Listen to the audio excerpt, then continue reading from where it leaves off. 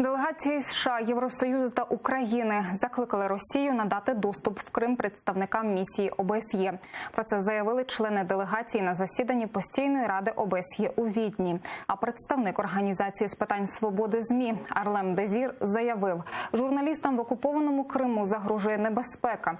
Він наголосив, що блогери та громадські журналісти, які висвітлюють облави та російські судилища, піддаються постійним репресіям з боку окупаційної влади. Згадав він і про Нарімана Мамедемінова, Рустема Шейхалієва та учасників об'єднання «Кримська солідарність». Загалом на півострові 10 незалежних журналістів утримуються за ґратами.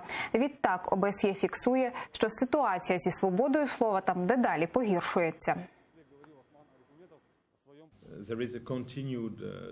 І надалі фіксується погіршення співвідношення свободи і безпеки журналістів на півострові, який контролює РФ. Є кілька таких випадків, що стосуються влади та журналістів. Ми вважаємо, що справді дуже важливо, щоб у всьому регіоні поважали свободу слова та діяльність журналістів. Також ми дуже занепокоєні ситуацією, що стосується всіх кримських журналістів, таких як Наріман Мамедемінов, якого 2018-го звинуватили в терористичній діяльності, хоча він зовсім не є терористом. Є ще кілька місцевих журналістів, які висвітлювали суди над кримськими татарами. Йдеться про Османа Арифмеметова, Рустема Шейхалієва та Ремзі Бекірова.